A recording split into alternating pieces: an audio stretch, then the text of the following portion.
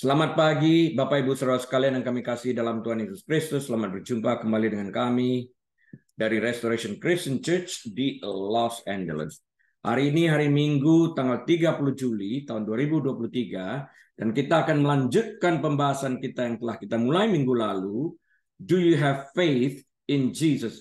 Apakah engkau beriman kepada Yesus Kristus? Yang akan kita elaborasikan lebih lagi dari Ibrani 11 ayat 1 sampai 3 ini.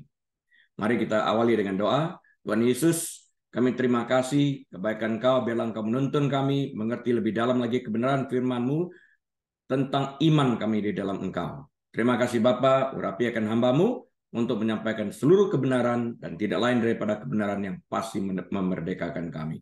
Bagimu segala kemuliaan saat ini sampai selama-lamanya. Di dalam nama Tuhan Yesus kami berdoa. Amin. Baik, Bapak Ibu Saudara sekalian, minggu yang lalu kita membahas dengan mengatakan bahwa iman itu memiliki dua aspek. Ada aspek subjektif dan ada aspek objektif. Itu yang kita katakan. Nah, secara subjektif, iman diyakinkan bahwa apa yang Tuhan janjikan pasti akan digenapi. Itu secara subjektif. Nah, secara objektif, apa yang diharapkan didasarkan pada, artinya dijamin oleh objek iman kita, yaitu Tuhan yang setia, Yesus Kristus. Bukan benda, bukan sesuatu yang diciptakan Tuhan. Objek iman ini yang menentukan. Nah, jika kita beriman kepada Yesus Kristus, objek iman kita itu adalah Yesus Kristus, maka kita akan mendapatkan janji-janji seperti yang tertulis di dalam Alkitab.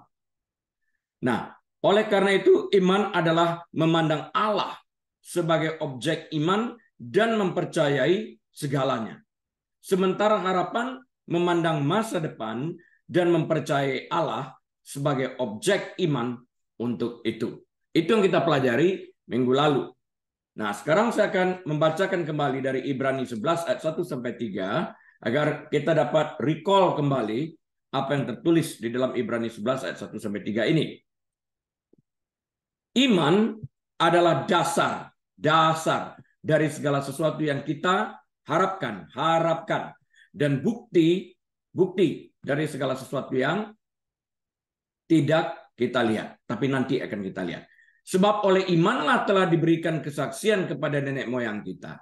Karena iman kita mengerti bahwa alam semesta dijadikan oleh firman Allah, sehingga apa yang kita lihat telah terjadi dari apa yang tidak dapat kita lihat.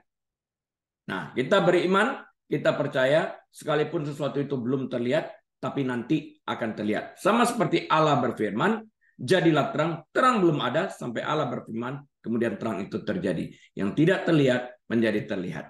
Ya. Saya akan memulai dengan sebuah kisah terlebih dahulu, sebuah ilustrasi dalam hal ini. Akropolis adalah sebuah kuil kuno yang terkenal, yang terletak di atas bukit di Athena, di Greek, di Yunani. Tak pernah sepi dikunjungi para wisatawan selama berabad-abad. Para pelancong, para turis berkunjung ke sana. Dari situ, ribuan pelancong, ribuan turis ini dari segala penjuru dunia sering membawa bongkahan batu pualam sebagai oleh-oleh. Kok nggak habis-habis sih? Tentu itu pertanyaan kita. Berabad-abad. Namun bagaimana mungkin bongkahan batu itu tidak pernah habis? Jawabannya sangat mudah. Setiap beberapa bulan, sebuah truk yang bermuatan batu pualam didatangkan dari sebuah tempat ribuan kilometer jauhnya dari situ. Batu-batu pualam tersebut kemudian ditebarkan di seluruh daerah Akropolis. Jadi para turis selalu dapat pulang sambil dengan bangga membawa benda yang mereka kira suatu peninggalan bersejarah yang benar-benar asli. Padahal bukan. Nah, kita dapat terkecoh, Bapak Ibu Saudara sekalian, dengan berbagai penipuan semacam itu. Bahasa dengan musik religius, benda-benda dan pelayanan religius dapat membodohi kita dan membuat kita berpikir bahwa kita sedang mengalami jamahan Allah. Padahal kita hanya terjebak dalam rutinitas yang hampa. oleh objek iman kita bukan Kristus, tapi benda-benda dan pelayanan religius yang hampa. Ini adalah iman yang palsu. Karena itu objek iman kita harus kita tempatkan kepada Sang Pencipta langit bumi ini, kepada Creator, di dalam Tuhan Yesus itu. Nah, pada zaman Nabi Yesaya, kebanyakan orang Israel hanya mengikuti arus. Itulah sebabnya Allah berkata, jangan lagi membawa persembahan yang tidak sungguh, sebab baunya adalah kekejian bagiku. Perayaan-perayaan bulan barumu dan pertemuan-pertemuanmu yang tetap aku benci melihatnya. Yesaya 1 ayat 13 dan 14. Kalau kita mengatakan kita mengasihi Yesus Kristus dan kita berkata kita beriman kepada Yesus Kristus, dengan kata lain, kita memiliki objek iman yang benar, yaitu Tuhan Yesus Kristus, itu tidak cukup, itu harus dibuktikan dengan perilaku kita. Karena Alkitab juga mengatakan iman tanpa perbuatan adalah mati di dalam hal ini. Karena itu kita perlu seiring, sejalan dengan pengakuan iman kita ini, kita melakukan. Jadi kalau kita mengatakan kita beriman kepada Kristus, tapi kita tidak pernah melangkah, tidak pernah menerima Yesus sebagai Tuhan dan Juru Selamat, hanya sekedar percaya, berhenti pada percaya, tidak menyembah Dia, iman kita itu kosong, iman itu hampa, iman itu mati. Karena setan pun percaya. Tapi mereka tidak melakukan apa yang mereka percayai. Sehingga kalau kita mengatakan kita percaya, tapi tidak melakukan sesuai dengan apa yang kita percayai, iman kita itu mati, kosong, hampa. Nah, minggu lalu, Bapak Ibu saudara sekalian, yaitu tanggal 23 Juli minggu yang lalu, kita membahas part 1 dari Do You Have Faith in Jesus? Dan kita telah menyelesaikan pembahasan tentang perbedaan tentang iman dan pengharapan. Saat ini kita akan melanjutkan pembahasan kita dengan terlebih dahulu membahas tentang perbedaan antara iman dan keyakinan. Ya, harus kita ingat tindakan-tindakan kita yang saleh belum tentu merupakan iman sepenuh hati yang dikehendaki Tuhan. Kita akan pelajari juga tentang itu. Ibrani 11 ayat yang pertama memberitahu kita bahwa iman adalah dasar dari segala sesuatu yang kita harapkan dan bukti dari segala sesuatu yang tidak kita lihat. Segala sesuatu yang ada di dunia ini berasal dari yang tidak ada. Sehingga yang terlihat ini, yang berasal dari tidak ada menjadi ada. Karena Allah berfirman. Nah, kita harus beriman kepada Tuhan yang adalah roh yang tidak terlihat, yang juga beriman kepada segala sesuatu yang dikatakannya, firman-Nya, sehingga sekalipun belum terlihat, nanti akan terlihat. Kita beriman kepada keselamatan. Sekarang kita belum menikmati surga itu. Suatu saat kita akan menikmati surga itu. Itu iman. Karena kita percaya akan segala sesuatu yang disampaikan oleh Tuhan kepada kita. Nah, iman adalah bagian terpenting untuk memperoleh keselamatan. Karena itu tidak ada komponen lain dalam kehidupan Kristen yang lebih penting daripada iman. Nggak ada. Iman terpenting. Kita tidak dapat membeli iman itu. Kita juga tidak dapat menjualnya atau memberikannya kepada teman kita, menghadiahkannya. Oke, aku kasih imanku kepadamu lah. Nggak bisa. Harus sendiri. Karena author and finisher of faith is Jesus Christ. Karena autornya itu Yesus Kristus. Dan yang si penyempurna iman itu sendiri juga Yesus Kristus. Bukan kita. Ya. Jadi apa itu iman dan peran apa yang dimainkan iman dalam kehidupan Kristen? Kamus mendefinisikan iman sebagai kepercayaan, pengabdian, atau kepercayaan pada seseorang atau sesuatu, terutama tanpa bukti logis. Ya, banyak kali kita juga melihat ini di dalam Perjanjian Lama.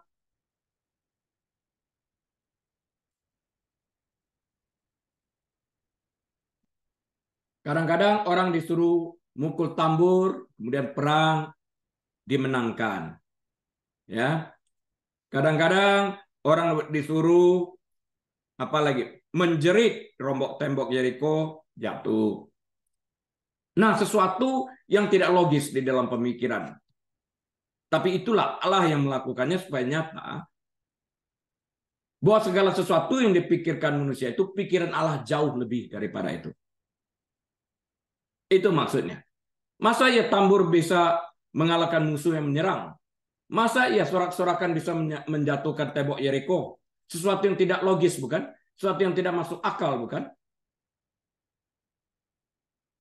Musa mengangkat tombaknya, laut terbelah. Sesuatu yang tidak masuk akal. Tapi justru terhadap apa yang tidak masuk akal yang dipikirkan oleh manusia ini, Allah melakukan beyond dari apa yang terpikirkan oleh manusia ini. Jika hanya manusia itu beriman kepada Sang Pencipta ini. Kamus juga mendefinisikan iman sebagai kepercayaan dan pengabdian kepada Tuhan. Alkitab berbicara lebih banyak tentang iman dan betapa pentingnya iman itu. Nyatanya, sangat penting bahwa tanpa iman, kita tidak dapat menyenangkan Allah. Without faith, we cannot please God. Dan tanpa iman, kita tidak pernah dapat masuk ke dalam tempat kediaman Tuhan yang disebut surga ini. Ibrani 11 ayat yang ke-6. Jadi yang membawa kita masuk ke dalam kerajaan surga itu adalah iman kita, bukan pekerjaan kita. Menurut Alkitab, iman adalah percaya kepada satu Allah yang benar, tanpa benar-benar melihat Dia. Itu iman. Nah, apakah kita melakukan sesuai dengan iman kita itu? Kita beribadah setiap minggu. Mungkin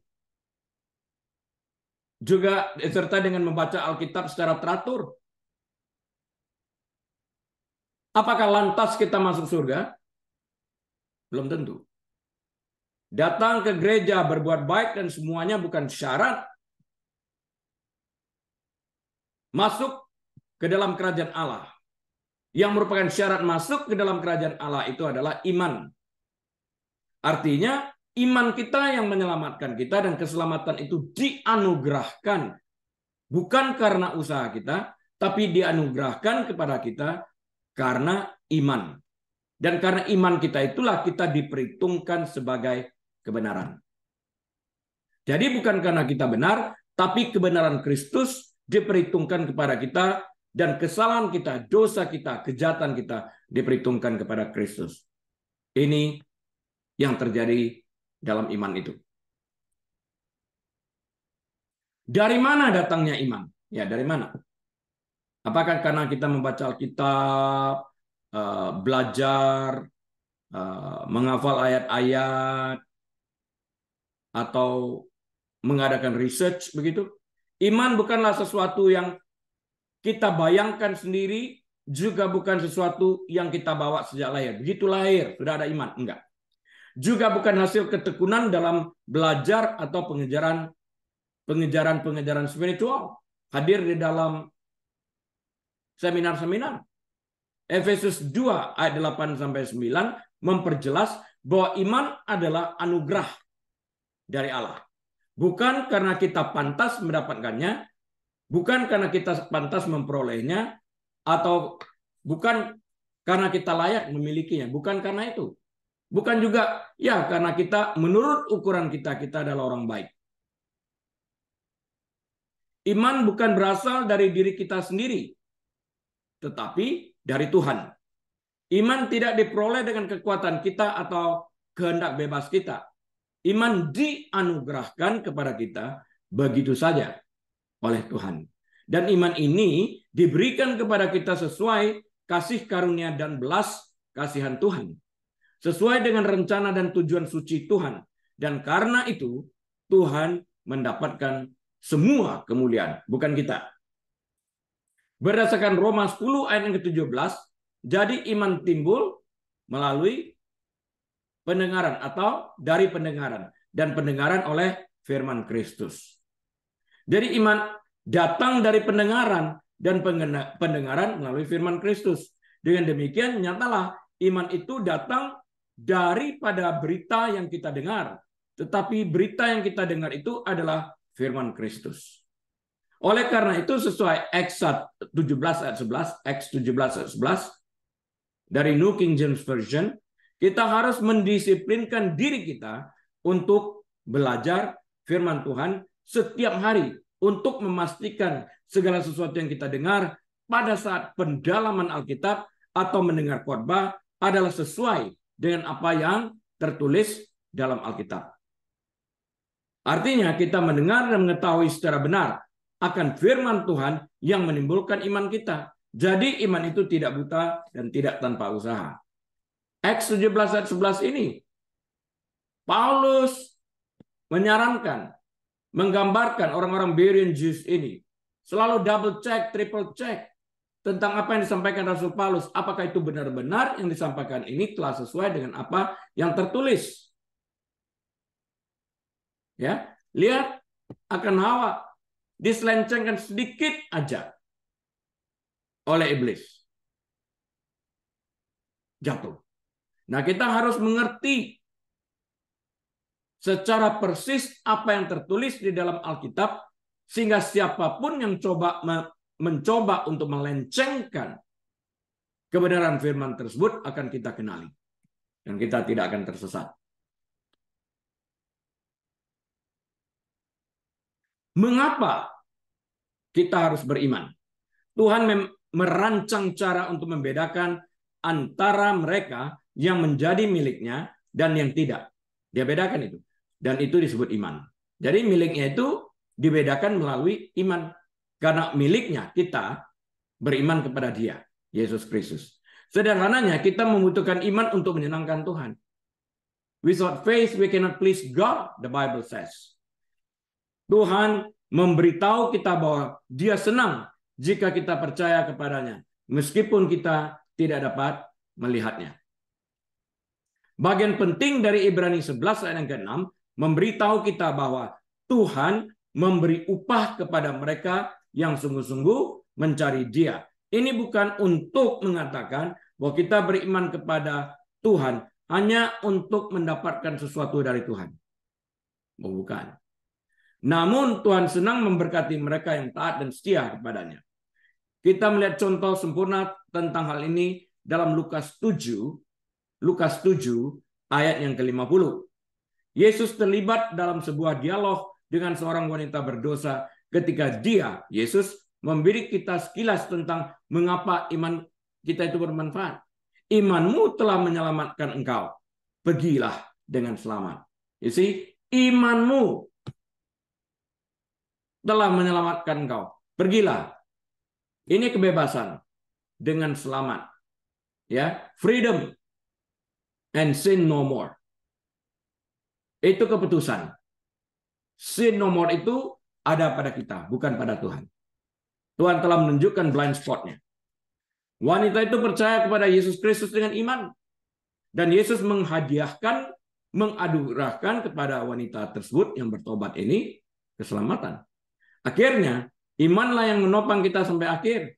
Mengetahui bahwa dengan iman kita akan berada di surga bersama Allah untuk selama-lamanya.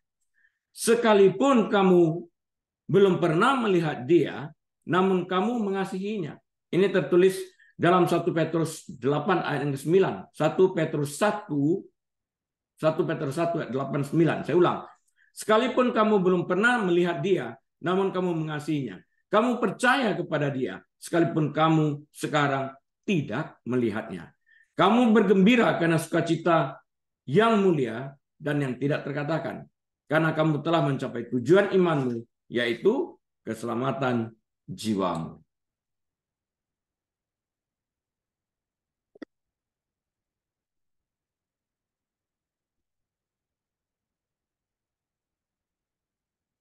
Contoh iman.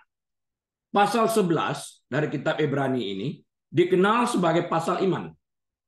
Karena di dalamnya dijelaskan perbuatan-perbuatan iman yang besar. Karena iman, Habel telah mempersembahkan kepada Allah korban yang lebih baik daripada korban lain, daripada korban Kain. Ibrani 11 ayat yang keempat.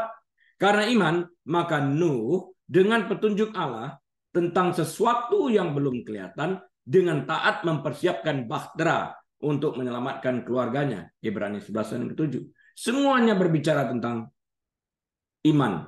Di sini kita banyak menemukan pahlawan-pahlawan iman.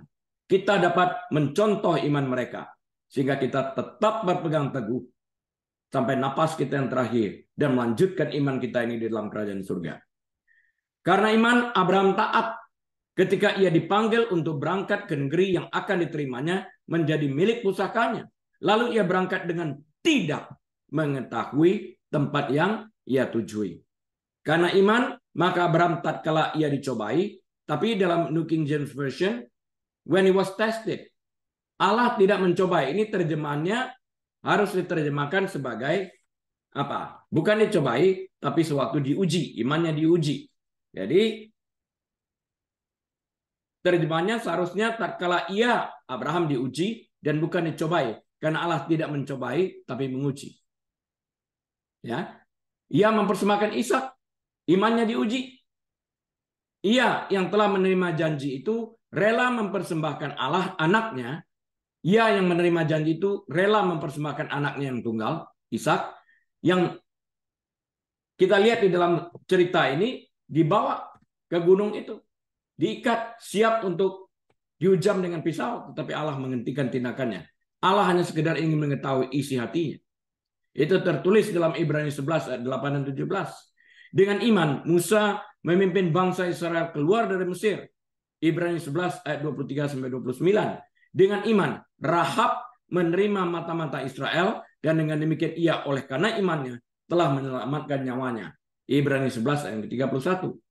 Lebih banyak lagi pahlawan iman disebutkan yang melalui iman menaklukkan kerajaan, menegakkan keadilan, dan memperoleh apa yang dijanjikan. Yang menutup mulut singa, Daniel, memadamkan amukan api, Sadrak, Mesak, Abednego, kita lihat tidak terbakar, dan lolos dari mata pedang.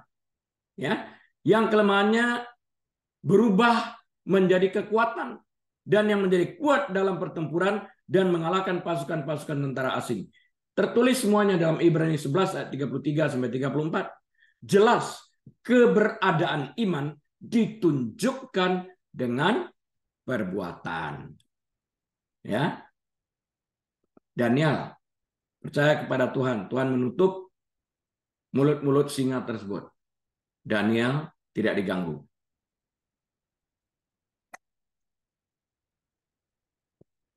Sadrak, Mesak, dan Abednego menjalankan iman mereka dengan perbuatan. Mereka rela dimasukkan ke dalam dapur perapian yang dinaikkan sampai sekian kali lipat panasnya. Bahkan yang mengangkat Sadrak, Mesak, dan Abednego pun jatuh dan mati akibat dapur api yang begitu panasnya. Namun mereka tidak terluka sedikit pun. Rambut pun tidak terbakar. Baju pun tidak terbakar. Bau hangus pun tidak melekat pada tubuh mereka. Ya, iman mereka ditunjukkan dengan perbuatan. Menurut Alkitab, iman sangat penting bagi kekristenan.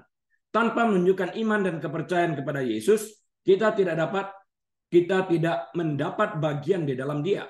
Banyak orang memiliki gagasan yang kabur dan tersamar tentang siapa Tuhan itu. Dan mereka tidak memiliki rasa hormat yang diperlukan untuk mengagungkan Tuhan dalam hidup mereka. Orang-orang ini kekurangan iman sejati yang dibutuhkan untuk memiliki hubungan kekal dengan Allah yang mengasihi mereka. Iman sejati melampaui pengakuan sederhana akan keberadaan Allah, Yakobus 2 ayat 19, menjadi ketergantungan yang mengubah hidup pada siapa Allah itu, sebagaimana diungkapkan dalam Alkitab. Ya, bukan hanya mulut kita mengucapkan pengakuan percaya, tapi hati kita harus percaya, dan sering itu perilaku kita sesuai dengan apa yang kita ucapkan, sesuai dengan apa yang kita percaya di dalam hati kita. Iman bisa goyah sewaktu-waktu. Ya, karena itu kita perlu berdoa. Tetapi karena itu adalah karunia Allah yang diberikan kepada anak-anaknya, Dia menyediakan waktu ujian. Manusia itu diuji untuk membuktikan bahwa iman kita itu nyata dan untuk mempertajam serta memperkuat iman tersebut. Inilah mengapa Yakobus mengatakan kepada kita untuk menganggapnya sebagai suatu kebahagiaan ketika kita jatuh di dalam berbagai-bagai pencobaan. Karena ujian iman kita menghasilkan ketekunan dan mendewasakan kita, memberikan bukti bahwa iman kita nyata. Yakobus 1 ayat 2-4. Nah, sekarang kita akan belajar iman versus kepercayaan. Faith versus belief. Keyakinan, kepercayaan. Apa bedanya sih? Faith versus belief. What is the difference? Perlu kita pelajari. Di satu sisi, tidak ada perbedaan antara iman dan kepercayaan, keyakinan. Kedua istilah ini sering digunakan secara bergantian. Injil Yohanes ditulis agar, di sini tertulis dalam Yohanes 20 ayat 31 ya, saya kutipkan, Yohanes 20 ayat 31. Tetapi semua yang tercantum di sini, artinya di dalam Alkitab, telah dicatat supaya kamu, termasuk kita sekalian yang membaca firman Tuhan, percaya bahwa Yesuslah Mesias, Anak Allah, dan supaya kamu oleh imanmu memperoleh hidup dalam namanya, dalam nama Tuhan Yesus. Nah, New King James Version tidak mempergunakan kata iman, faith, tapi kata percaya. Kepercayaan atau keyakinan, believing. Dia tulis seperti ini nih ya. But these, dalam John 20:31 ya, but these are written that you may believe that Jesus is the Christ, the Son of God, and that believing you may have life in His name. Ya, jadi Injil Yohanes versi New King James Version tidak menggunakan kata iman, meskipun konsep iman terjalin secara menyeluruh ke dalam Injil Yohanes. Di seluruh kitab suci tidak ada perbedaan antara iman dan kepercayaan. Mereka bergantian disebutkan. Di sisi lain, dalam penggunaan bahasa Inggris populer, kata iman seringkali memiliki arti yang lebih dalam. Kepercayaan atau keyakinan sering mengacu pada penerimaan fakta secara intelektual. Ya, saya percaya ini faktanya, ini datanya. Saya yakin, sudah diperiksa, sudah ada research-nya. Scientific approved. Jika kita bertanya kepada kebanyakan orang di jalan, apakah mereka percaya pada Alexander Agung atau Abraham Lincoln? Mereka mungkin akan menafsirkan pertanyaan kita itu sebagai, apakah engkau percaya bahwa orang-orang seperti itu memang pernah ada di dunia ini? Sebagian besar tidak diragukan lagi, akan menjawab dengan tegas bahwa mereka ada, atau paling tidak pernah ada, pernah hidup di dunia ini. Namun iman dalam penggunaan modern memiliki gagasan tambahan tentang kepercayaan dan komitmen. Kepercayaan saja tidak cukup. Kita harus memiliki komitmen terhadap apa yang kita percayai. Itu iman. Percaya saja tidak cukup. Kita harus memiliki iman. Kita harus memiliki komitmen terhadap apa yang kita percaya itu. Kalau tidak, kita tidak lebih daripada setan yang juga percaya. Banyak orang, saya coba jelaskan oleh sebuah analogi ya. Banyak orang percaya bahwa Alexander Agung, Alexander the Great, ada, pernah hidup. Ketika dia masih hidup, banyak orang percaya padanya, juga mempercayai dia untuk melindungi mereka, memimpin mereka ke medan perang, dilakukannya, dan memperluas kekaisaran Yunani.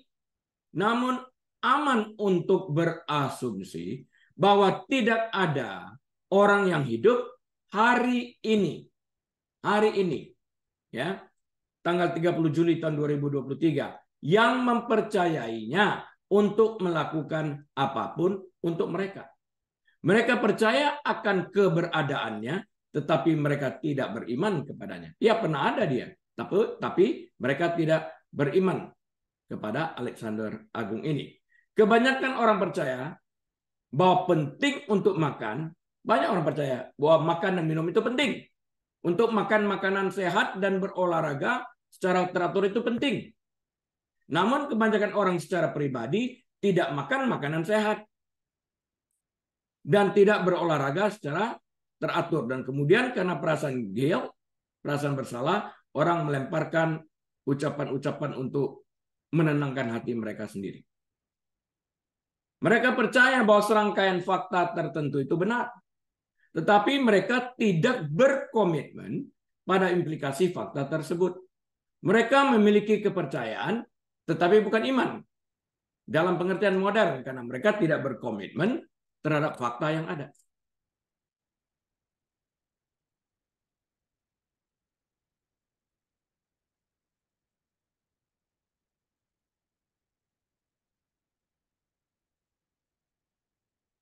Demikian pula, banyak orang saat ini mempercayai seperangkat fakta tertentu tentang Tuhan. Dan dalam beberapa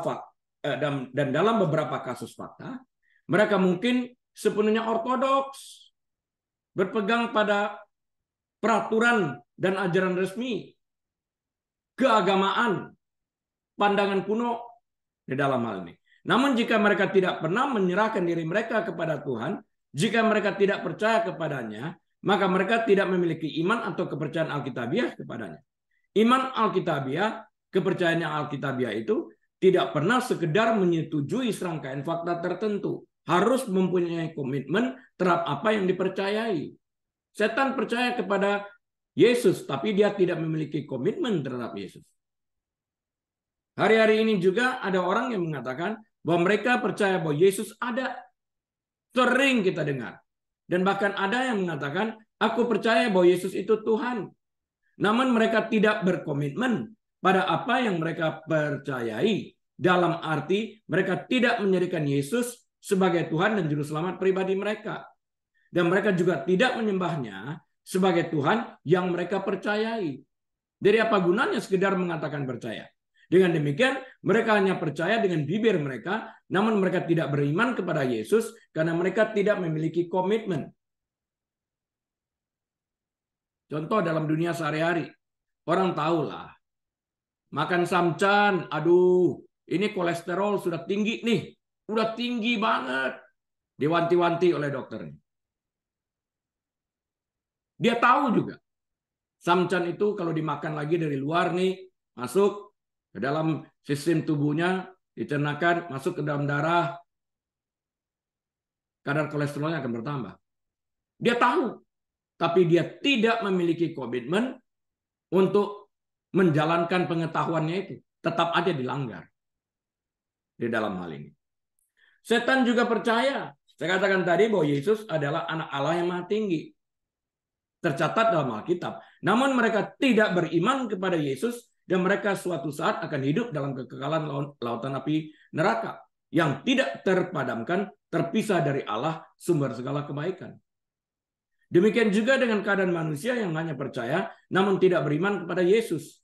Mereka juga akan menghabiskan hidup mereka dalam kekekalan lautan api di mana ada ratapan dan kertakan gigi. Tidak terpadamkan. Iman Alkitabiah adalah kepercayaan dan komitmen. Sekali lagi, kepercayaan dan komitmen yang menghasilkan perubahan perilaku, buah pertobatan yang sesuai dengan pertobatannya. Yakobus 2 ayat 19 menyatakan sebagai berikut. Engkau percaya, saya ulang ya, Yakobus 2 ayat 19. Engkau percaya bahwa hanya ada satu Allah saja. Itu baik. Tetapi setan-setan pun juga percaya akan hal itu. Dan mereka gemetar. Dan orang nggak gemetar. Beda dengan setan. Ya, setan percaya bahwa Tuhan itu ada dan bahwa mereka bahkan mungkin tahu lebih banyak tentang Tuhan daripada manusia. Karena sebelum mereka jatuh dalam dosa pemberontakan, mereka ada bersama dengan Allah. Mereka tahu siapa itu. Jika mereka menghendaki, mereka dapat menceritakan juga. Tetapi mereka tidak beriman kepadanya. Sayangnya, banyak orang memiliki kepercayaan yang sama dengan yang dimiliki iblis. Tetapi itu tidak cukup untuk keselamatan mereka. Karena untuk keselamatan dibutuhkan iman. Dibutuhkan kepercayaan dan komitmen terhadap apa yang mereka percayai. Sekedar percaya aja tapi tidak melakukan, tidak bertindak sesuai dengan apa yang dipercayai, itu bukan iman. Itu iman kosong. Iman yang mati.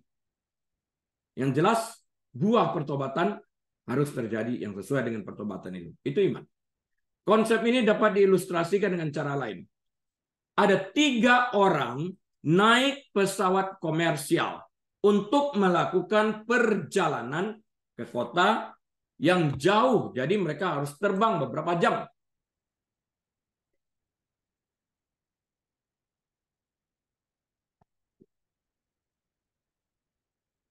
Seperti kalau kita dari Los Angeles mau ke Indonesia, minimal kita mesti terbang juga sekitar 20-an jam.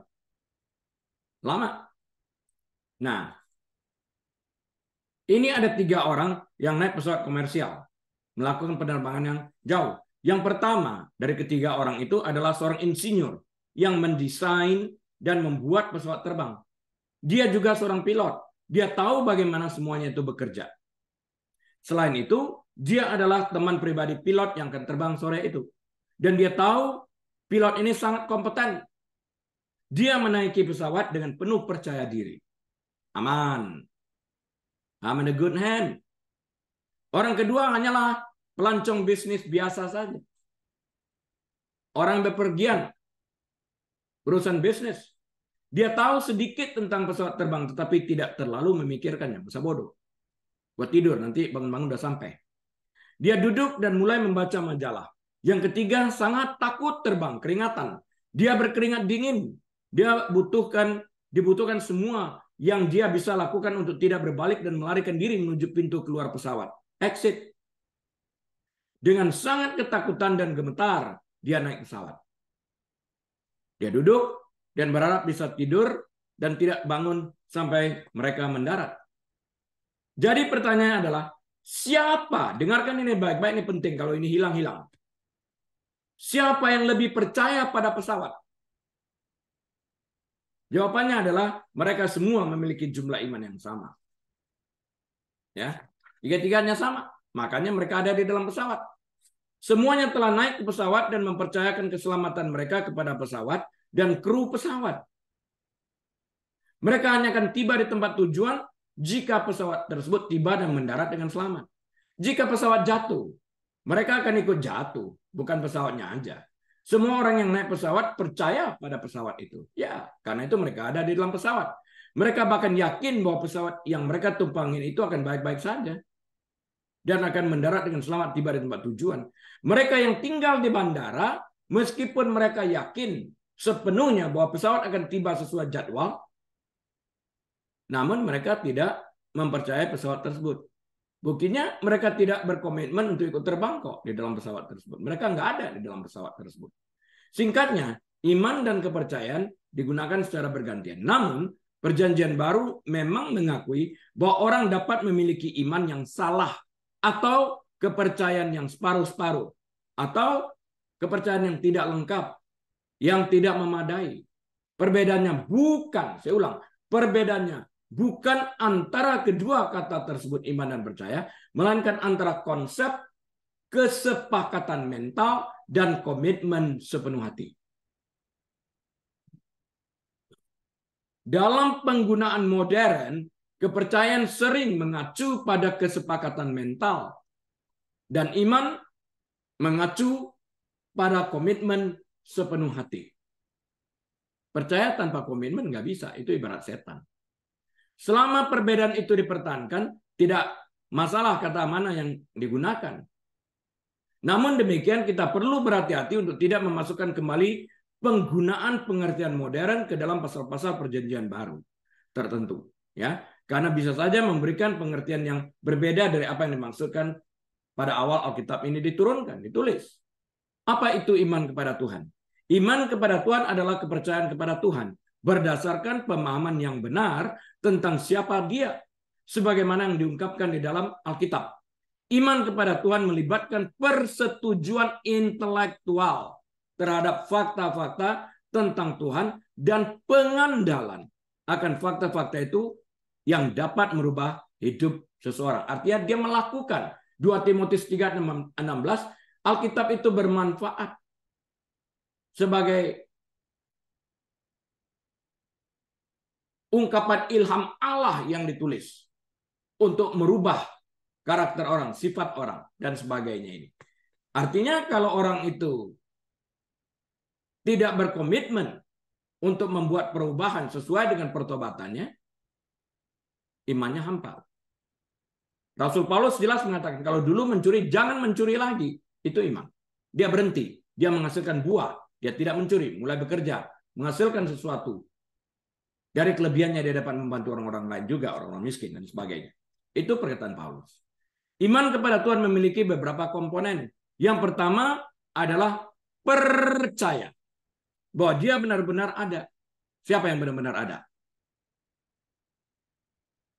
Tuhan. Namun sekedar percaya bahwa Tuhan itu ada tidaklah cukup. Seperti yang dijelaskan dalam Yakobus 2 ayat 19, setan juga percaya kok akan keberadaan Tuhan, namun dia tidak diselamatkan. Setelah mengakui bahwa Tuhan itu ada, unsur kedua dari iman kepada Tuhan adalah komitmen. Dari tadi sudah sering saya ulang ya. Percaya, komitmen. Percaya, komitmen. Percaya, komitmen. Artinya melakukan apa yang kita percayai. Iman yang tidak menghasilkan perbuatan adalah iman yang mati. Bukan iman yang sejati. Dengan demikian, iman yang benar itu adalah kepercayaan yang disertai dengan komitmen sepenuh hati. Artinya, melakukan apa yang dipercayai. Percaya tanpa melakukan bukanlah iman. Atau dalam bahasa Alkitabiah, dalam bahasa Alkitab disebut sebagai iman yang mati. Namun, bahkan keyakinan kepada Tuhan yang memotivasi kita untuk bertindak tidaklah cukup. Supaya iman pada Allah itu benar dan sejati, kita harus menerima Dia, Tuhan Yesus, sebagaimana Dia telah menyatakan dirinya di dalam kitab suci. Kita tidak boleh, saya ulang, kita tidak boleh menerima sifat-sifat Allah yang kita sukai dan menolak yang tidak kita sukai. Di mana kita membaca ayat tentang ini? Ayub mengatakan yang sama waktu istrinya mengatakan, masih tetapkah engkau hidup kudus dan saleh terhadap Allah itu? Kutukilah Allahmu dan matilah. Ayub marah dan dia menjawab kepada istrinya, perempuan gila katanya. Masa kita mau menerima sesuatu yang baik dan tidak mau menerima keadaan yang seperti ini? Dalam hal ini dikatakan Alkitab, Ayub tidak bersalah dalam ungkapannya, dalam ucapan hatinya meluap dari kecintaan kepada Tuhan, karena itu dia menyampaikan kata-kata seperti demikian. Jika kita tidak menerima Tuhan sebagaimana adanya, maka kita menaruh iman kita pada Tuhan palsu. Hasil rekayasa kita sendiri, hasil imajinasi kita sendiri. Kita mau yang enak, yang lain, waktu kita mengalami tes, kita tolak. Sebagian besar agama melakukan persis seperti ini. Merancang Allah sesuai dengan alam imajinasi mereka sendiri. Dan oleh karena itu mereka tidak beriman kepada Allah yang benar, tetapi kepada Allah yang palsu. Hasil rekayasa mereka. Agar kita memiliki iman yang benar kepada Allah yang hidup, maka iman itu harus didasarkan pada Tuhan yang benar. Misalnya Allah dalam Alkitab adalah Tritunggal. Jadi iman yang benar kepada Allah harus menerima keilahian dan kepribadian Allah Bapa, Allah Anak, dan Allah Roh Kudus. Harus. Hari-hari ini kita melihat ada banyak perselisihan tentang hal-hal yang berkaitan dengan iman. Ketika ditanya tentang definisi iman, ada yang mengatakan, ada loh yang mengatakan bahwa iman itu adalah kepercayaan dalam hal-hal yang tidak kita ketahui. Ada yang jawab seperti itu. Jawaban ini sudah barang tentu menyimpang dari definisi iman seperti yang diberikan Alkitab. Salah. Banyak ateis baru yang menabrakkan iman mereka, yang menabrakkan iman dengan ilmu sains dan bukti materi. Mereka, kaum ateis, berpendapat bahwa orang Kristen memiliki iman tentang keberadaan Allah. Namun kalangan ateis menurut mereka memiliki bukti empiris atau sains. Mereka berkata bahwa umat Kristen memiliki iman, namun para ilmuwan memiliki pengetahuan. Mereka bandingkan seperti itu. Perbandingan ini menunjukkan ketidakpahaman mereka tentang iman kepada Allah. Ya, pengetahuan tentang Allah itu bukan iman.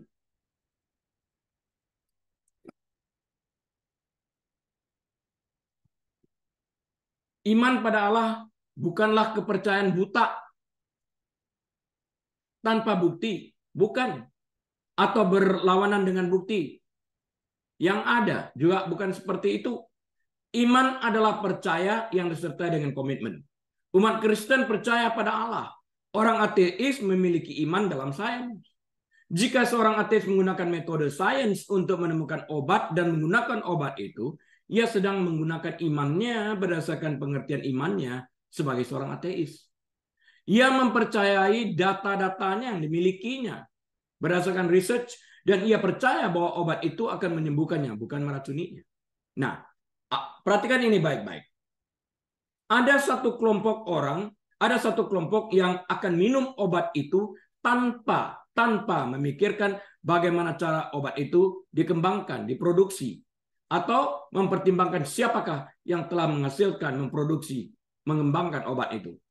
Ada juga kelompok lain yang hanya akan mengkonsumsi obat itu setelah mempelajari setiap aspek dari riset mereka. Research mereka bilang apa? Setelah tahu persis baru mau. Satu orang dapat menggunakan obat itu dengan keyakinan penuh. Sedangkan satu orang lagi menggunakan obat tersebut dengan kewaspadaan, penuh kecurigaan, dan tidak memiliki keyakinan. Pada dasarnya, semua orang yang menggunakan obat itu sedang beriman pada obat itu. Kalau berdasarkan pengertian ateis ini. Pada akhirnya, bukan teguhnya keyakinan iman yang memastikan obat itu mujarab, bagus atau tidak bagus, melainkan kualitas obat itu sendiri. Iman yang teguh dalam obat yang tidak berfungsi tidak dapat menyembuhkan orang. Jika obatnya obat abal-abal, obat yang tidak berguna, yang tidak mempunyai potensi untuk menyembuhkan, placebo, nggak mesti berfungsi di dalam hal ini. Tapi kalau obat itu memang poten untuk membunuh bakteri, dia makan antibiotik, dia mau beriman, tidak beriman selama sensitivitas kuman tersebut terhadap antibiotik yang dimakan itu baik, bakteri itu pasti akan bisa dibunuh. Dia beriman atau tidak beriman terhadap obat itu tidak masalah. Jadi kualitas dalam pengertian ateis ini itu yang menentukan. Pada akhirnya bukan teguhnya keyakinan iman yang memastikan obat itu mujarab, melainkan kualitas obat itu sendiri. Iman yang teguh dalam obat yang tidak berfungsi tidak dapat menyembuhkan orang. Yang berbobot adalah objek dari iman, bukan kualitas imannya. Kecurigaan terhadap obat yang efektif tidak akan mengurangi kemanjuran daripada obat itu. Efektivitasnya tidak akan berkurang sekalipun dia curiga, selama digunakan menurut dosis yang disarankan. Iman adalah kebalikan dari keraguan. Faktanya, keraguan bahkan dapat bersemayam di dalam hati orang yang beriman. Baca itu di dalam Markus 9 ayat ke-24. Seseorang dapat sekaligus beriman, mempercayai dan berkomitmen, namun meragukan objek pengabdiannya. Ada kelompok orang yang percaya kepada Tuhan karena memang sudah terbiasa dengan ajaran tentang Tuhan itu. Mereka mungkin dibesarkan dalam keluarga Kristen dan diajarkan Alkitab sedini mungkin. Mereka telah melihat Tuhan bekerja dalam kehidupan orang lain atau juga dalam kehidupan keluarga mereka, dan mereka percaya kepadanya. Yang lain mungkin baru menjadi beriman setelah pemeriksaan menyeluruh atas bukti-bukti tentang Tuhan. Apakah keputusan untuk mempercayai Allah dalam Alkitab bersifat intuitif atau disengaja? Itu adalah tanda dari iman yang sejati. Orang ateis juga bisa sampai pada ateismenya melalui intuisi atau setelah pertimbangan yang hati-hati. Pada akhirnya, dia memiliki keyakinan bahwa Tuhan tidak ada karena dia mempercayai instingnya sebagai seorang ateis atau penyelidikannya dan berkomitmen untuk hidup dengan cara yang konsisten dengan keyakinannya sebagai seorang ateis. Bertentangan dengan klaim ateis baru, setiap orang memiliki semacam keyakinan. Setiap orang mempercayai sesuatu. Mustahil untuk hidup tanpa percaya pada sesuatu, meskipun hanya sebatas kelima panca indera kita. Objek iman kita adalah apa yang membuat segala sesuatu berbeda. Nah, kesimpulan yang saya ingin ambil dari pembahasan Do You Have Faith in Jesus Part 2 ini adalah iman yang benar adalah kepercayaan kepada Allah yang hidup. Allah yang hidup adalah Allah seperti yang tertulis dalam Alkitab dan bukan Allah hasil imajinasi manusia mereka. Dan kepercayaan mereka yang sepenuhnya ini disertai dengan komitmen. Percaya artinya menerima semua atribut Allah, semua sikap Allah, sifat Allah, karakter Allah, baik yang kita suka maupun yang tidak kita suka. Iman yang benar kepada Allah yang benar akan mendorong kita untuk mendekatkan diri pada Allah yang benar ini. Akibat kita berada dekat dengan Allah ini, kita akan memiliki kerinduan untuk senantiasa membaca dan mendengarkan firman-Nya. Dan melalui firman-Nya ini, iman kita akan semakin bertumbuh. Pengenalan akan firman-Nya membuat kita semakin lebih percaya lagi, lebih cinta lagi. Dan kepercayaan dan kecintaan inilah yang mendorong kita untuk secara aktif melakukan firman yang kita percayai ini. Amin. Mari kita berdoa. Bapa, kami terima kasih kebaikan Engkau. Hamba-Mu telah berhenti berbicara, biarlah Roh Kudus melanjutkan pembicaraan ini dan mengetuk pintu hati kami. Terus berbicara, memberi penjelasan pada kami. Mendorong agar kami tetap berkomitmen terhadap iman kami yang teguh kepada Yesus Kristus. Jemaat yang dikasihi Tuhan, mari kita angkat kedua tangan kita menerima berkat daripada Tuhan, buka pintu hati kita lebar-lebar. Tuhan memberkati engkau dan melindungi engkau. Tuhan menyinari engkau dengan wajah-Nya dan memberi engkau kasih karunia. Tuhan menghadapkan wajah-Nya kepadamu dan memberkati engkau dan memberi engkau damai sejahtera. Tuhan membuat engkau menjadi kepala, bukan ekor. Naik, tidak pernah turun. Diberkati saat engkau masuk, diberkati saat engkau keluar. Diberkati bakulmu, diberkati tempat adonanmu, diberkati kandunganmu, diberkati pekerjaanmu, diberkati pelayananmu, diberkati kesehatanmu, diberkati rumah tanggamu, diberkati anak cucumu. Apapun yang engkau kerjakan, Tuhan menolong dan membuat engkau berhasil. Dan saat ini kita membuka lembaran waktu kita dengan hati penuh dengan ucapan syukur. Dengan hikmat marifat daripada Bapa Surgawi, damai sejahtera dari Tuhan Yesus Kristus, dalam persekutuan yang manis dan erat bersama dengan Tuhan Allah Roh Kudus, saat ini bahkan sampai selama-lamanya, Tuhan Yesus datang kali keduanya, menjemput semua kita yang percaya kepadanya. Dan semua kita menerima berkat bersama-sama berkata, amin. Tuhan Yesus memberkati. Baik, Bapak Ibu Saudara sekalian, kebaktian telah usai. Atas izin Tuhan, kita berjumpa kembali minggu depan. Tuhan Yesus memberkati. Shalom.